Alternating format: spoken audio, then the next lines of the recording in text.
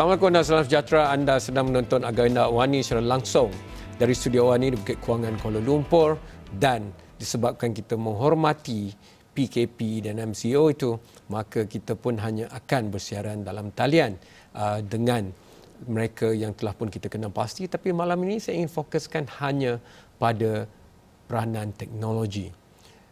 Musibah yang menimpa ini memberikan kita ruang untuk berbicara dan juga melakukan tindakan adaptasi terhadap penggunaan.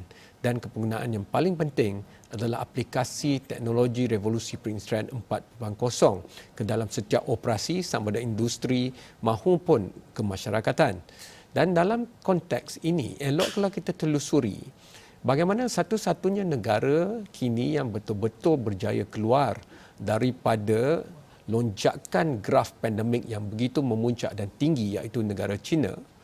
Dan sebagai negara pertama yang dilanda tsunami itu, mereka bagaikan diserang hendak oleh virus SARS-CoV-2 ataupun pandemik COVID-19.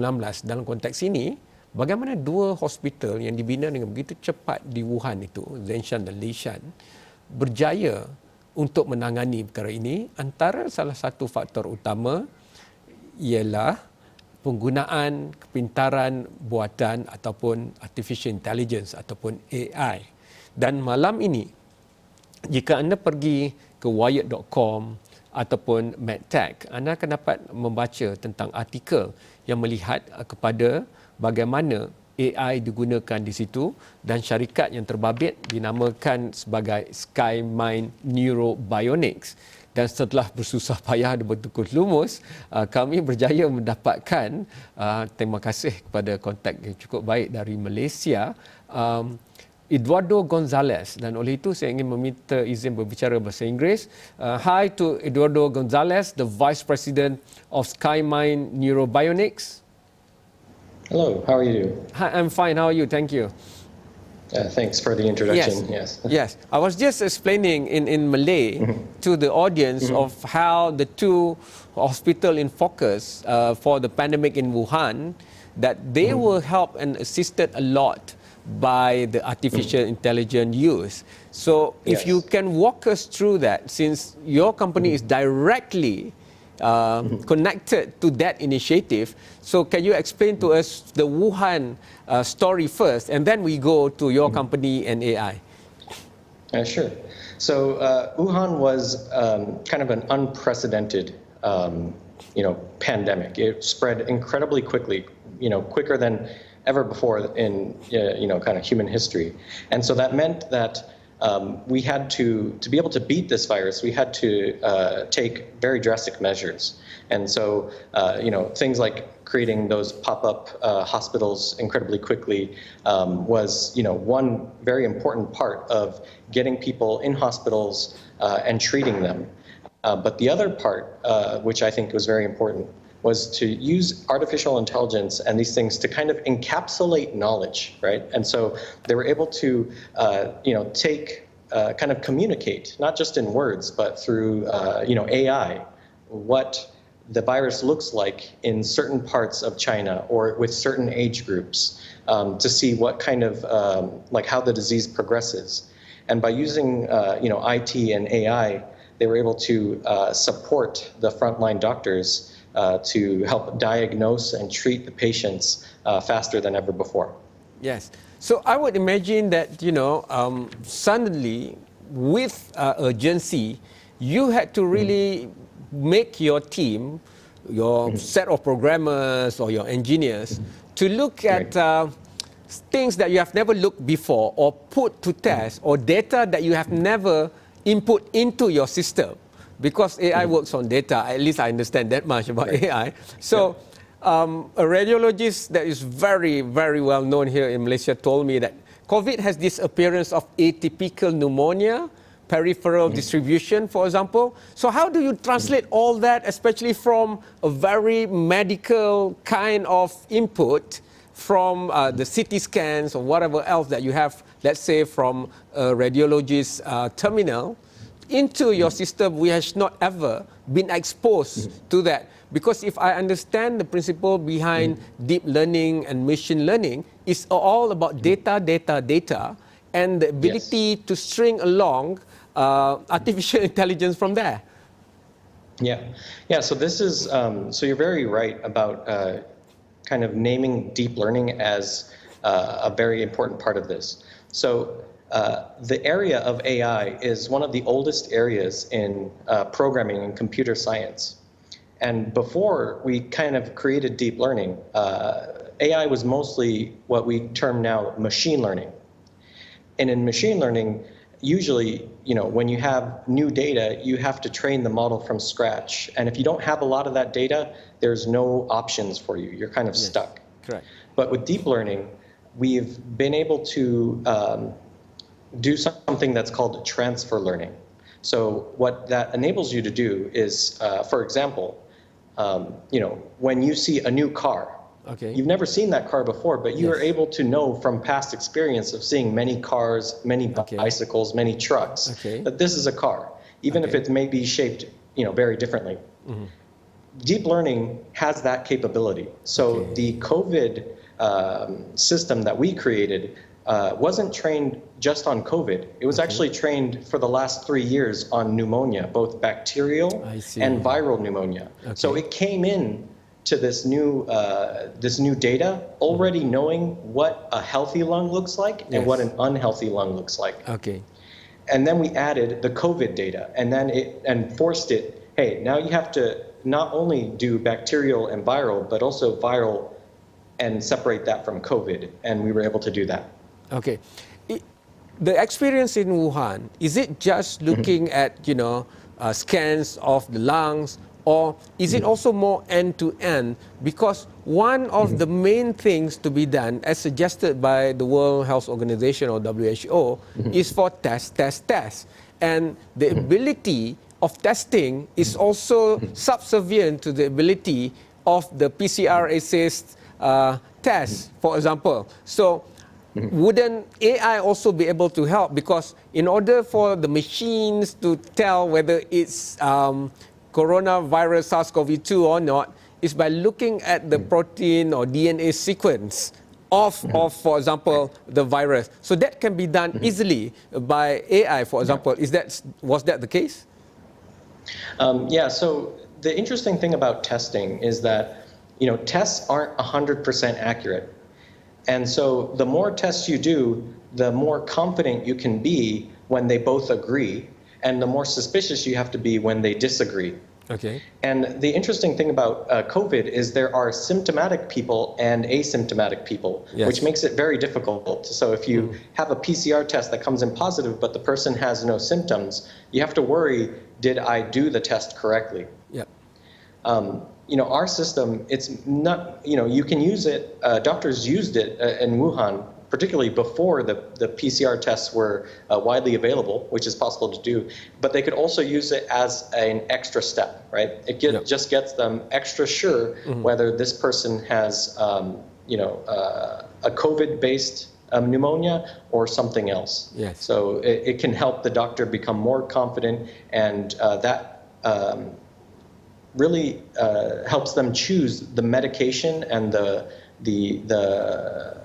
procedures that they should be doing on this patient, and where they should position the patient. Right? Should they position them in the ICU with other COVID patients or not? It's very important. So it's very clear that it goes into specificity of things, which really zoom in or micro down relevant information for the frontliners of our war against COVID at the hospitals to really make life and death decisions sometimes of utilization of machines, equipments, and also maybe deployment of resources. That's very, very clear. Another aspect where people are looking at is, where is the cure? When do we get the vaccine? When do we develop new drugs? This is another area where a lot of debate has been on the role of AI and how it can maybe hasten the process before it might take 2 to 5 years to come up with a vaccine, but maybe with the whole world concentrating and sharing data and utilizing the best of artificial intelligence, technology and power that we have, do you, from your vantage point of seeing this, think that AI can help us come up with the vaccine faster? Yes, I definitely believe so. And there are two main avenues for this to happen. So, for example, with axial AI, it is able to give you quantitative data on the CT scans. And so if you have a lot of patients coming in and they're all taking different drugs, you can very quickly assemble a very good data set that you can analyze to see, how effective is it? And for example, is it more effective on younger people or older people or males or females? That kind of data, because your AI system is helping you separate that data, allows you the doctors to collect more data and do more research, be more thorough. But not only that, recently, and this is a new thing, people are doing NLP on research papers. So I really like this idea because it's not so much we ask the computer, hey, give us the cure to COVID. It's more specific than that. It's we deploy this AI that is able to understand language to a certain extent and find us interesting things. And then it allows the human to have insights that they would otherwise not have because it would have taken them 10 years to read all the papers, where it could only take, a current computer, maybe a few hours to analyze all that data. Okay, I'm going to have to bring my audience to speed on LLP and all that in the crash course, but I have to go for a break first, Eduardo. Please bear with me. But what I'm going to go to, now that the experience in China and Wuhan has been well documented to an extent and proven, and in my conversation with editors around the world on the platform, thanks to World Economic Forum, IMC, International Media Council, that they have, the expert of WHO, which was sent to Wuhan, he said that the world has not learned most of the things that was done in China. And I think AI was a strong part that we really don't hear or read on the mainstream or otherwise about this. So thank you so much for sharing that. But after this, we understand that different environment and different system has different sensitivities to this. And so how do you deploy now the AI that was used successfully in Wuhan to the level of that you have just described to other places around the world? What tweaking needs to be done from the infra, hardware, quantitative, qualitative, and new learnings maybe for other ecosystems? Because I understand it's now already in an NHS system, and I don't know whether I should announce this, but my little bird told me that your system is already here, right here in KL, and the frontliners are so happy that they are really going after you and your team and really wanting to learn and how to integrate that with the frontliners that we have in operation right now. So that's the question I'm going to ask you right after this short break. For you at home, please go to mat-technews.com to see this very good article about AI tools which analyze COVID-19 in Wuhan, available to NHS, for example, to understand more during the break what I'm talking with Eduardo about. So I'll leave you with a bit of a clip from an hour's discussion just now, because early today, a global coalition, 70 over organizations, scientists, policymakers, funders, plus also physicians have come together to think of how best to enhance and hasten clinical trials, especially for low and middle income countries. And that is also another question I want to lay to Eduardo, because it might work better in very well-resourced nations and ecosystem, but how can we use AI in poorly resourced ecosystem nation also? That after this short break. This is very, very crucial. I think the data actually includes, when you first sequence the virus genome so that we know, we can understand it, and then we can do the diagnostics. We are going to develop a vaccine, and the clinical data. Data is really, really central. It has to be out in the public domain. And a lot of sequences are, of course, nobody's invented them. It's nature. So when sequences are actually mapped out, countries share. We saw China sharing, for example, in this particular COVID-19 virus. The big problem we have today is that focus on shareholder value rather than public health. We need to bring public health back at the heart of the concern of governments and people. I mean, look who is responding to that epidemic in Malaysia. It's the public sector. It's not so much the private sector. It's mostly the public sector. If you are sick in Malaysia today, you go to a public hospital. I agree with you that could be a better way to manage in terms of tracking the contacts and those who are infected with COVID-19. Having said that, I believe Ministry of Health is doing their level best to make sure that all these containment are being done, and I don't think they are not. I think they are doing quite a good job.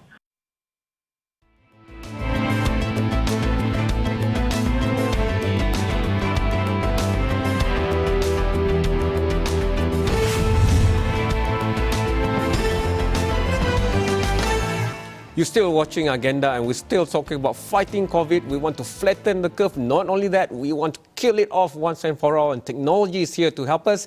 This is the third decade of the 21st century. The fourth industrial revolution is here, and we haven't heard all the stories that we must hear from China. So tonight, thanks to Eduardo, my new friend, I hope, from SkyMind Neurobionics, and I want to take this quote that you can take out from the homepage of SkyMind, for example, because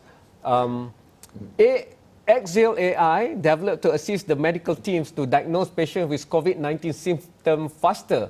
Axial AI is able to automate the analysis of CT scan images within 10 seconds with an accuracy of more than 90%. The system was extensively used throughout Wuhan, Hubei, and other provinces in China. The COVID-19 specialized hospital in Wuhan, Washenshan and Lishenshan Hospital has been using Axial AI to assist with the diagnosis of COVID-19 and has shown tremendous success.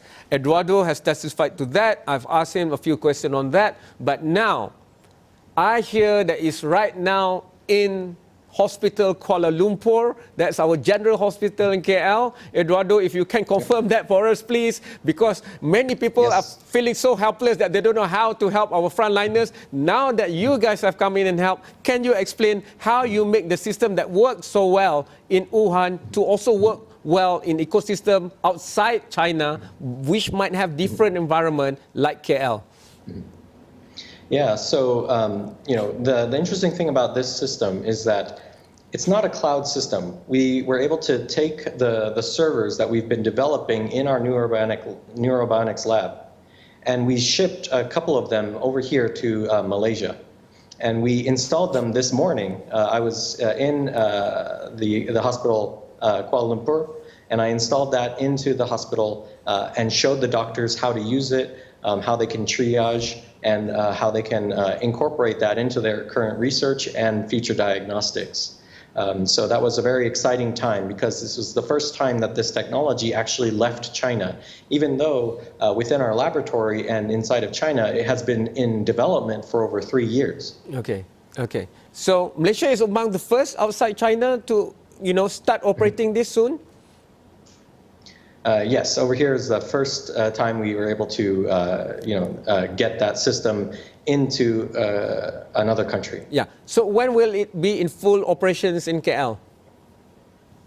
Well, so right now, the doctors have just received the system, and then they're going to first verify, is our Malaysian CT scans sufficiently different from Chinese CT scans, or has the virus even changed sufficiently when it came over to Malaysia that the system might not be accurate or not. They'll be able to do that test and find those results out next week. And hopefully, if everything goes well and the system works as advertised, then they will be putting it into the full hospital system pretty soon. That one, we will have to collaborate with representatives from our frontliners and health system. But now I would like to leave COVID for a while and, look at the brain. I have seen the artificial intelligence. If you can explain to us, what is the Axial AI? And, this is also in collaboration with many other organizations like Research Center for Brain Science and Brain-Inspired Intelligence, China Academy of Sciences, Neurobionics, and of course, SkyMind Lab and Neurobionics Research. So if you can start back from the beginning, how did this come about and how come it was ready to go straight away for the unpredicted pandemic?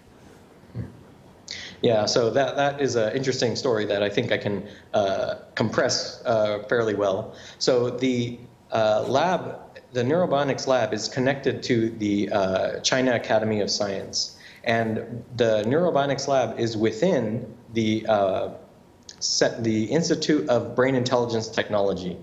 So the axial AI system was in development for, like I said, 3 years, and it has actually many modules. Not only is it able to detect pneumonia in the lung, but it can also do things like bone aging for children and detect things like rib fractures. One of the new things that they wanted to do is to analyze the brain, detect hemorrhages, and also detect atrophy in brain areas. Yes. And so that's why they were coming to this Institute of Brain Intelligence Technology in the system. Yeah. So because we've been working with that, with this tool for the last few, I guess, year, implementing this system, when COVID broke out, we already knew that the pneumonia system was already there and ready to go.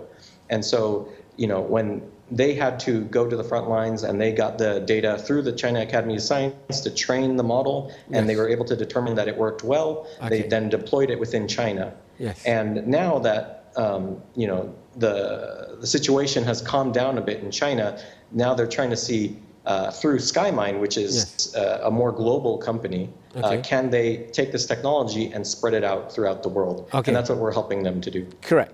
And the advantage of that is, once this is over, the database of wherever Axial AI and SkyMine has its presence can be jumped or put together, and there can be readings from there done by the AI. That's one. But what I'm very eager to ask you is, many people now are talking about the new normal. The world will not go back to what it was before the pandemic, right?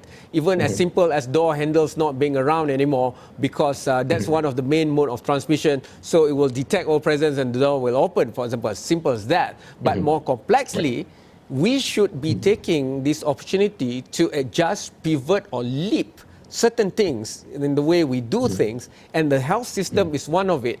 In your mind, or to your mind, based on what you have seen in HKL and everything else, if this is here to stay, Axial AI and SkyMine, which I hope it will, how would ideally you like for the local health system, the Malaysian health system, to make full use of Axial AI and SkyMine? Because without data feeding into Axial AI, then there's not much it can do.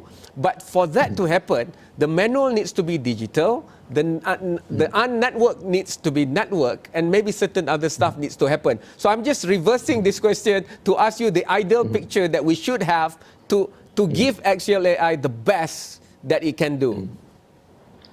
Yeah, so, investments in hospital IT systems in general will pay dividends for a very, very long time. The more digital you can make things, the faster you can share this data within the country to other doctors, which will allow countries to act more quickly to this virus and other viruses in the future. So, in general, I was talking this morning about the internal IT is very good, but the inter-hospitals network seems to be, full of various walls, regulatory Correct. walls. Yes. Also, the internet wasn't very fast and things like that. So, if I were to say anything, any investment in that pays its dividends, because once you can get the data around, even if it's, you have to do this in a secure manner, right? Yes. But as soon as you have access to the data, now you can access the AI. Yeah. Eduardo, thank you so much for making time. I'm no jet lag and everything. Maybe you've flown here. You've helped put the system now in Hospital Kuala Lumpur. On behalf of all Malaysians, especially the frontliners and the people, we would like to thank so much for you and your team for bringing AI and modern technology to the front line in Malaysia to fight this pandemic. And I promise you, we go again on air, because at least for the programmers out there in Malaysia and the young people out there who are very interested about these things, I'm sure they want to ask you about the open source system of the programming and the codes and the whatever else. But I cannot let you go before asking you this question. there's a very important small state in Malaysia called Perlis, and I understand there's this guy called Sean who's a big talent, founder or co-founder for SkyMine. Is that right? Right. Okay, thank you so much. Yeah. Good night, goodbye, Yeah, and thank we'll you. talk with you soon. Bye. Yes, thank you. Talk to you anytime. Itu saja untuk malam ni. Terima kasih. InsyaAllah kita bersama landaikan lengkung pandemik, duduk di rumah, dan kita pastikan bahawa menjelang Hari Raya kita boleh landaikan lengkung itu selandai-landainya. Sekian, selamat malam. Terima kasih.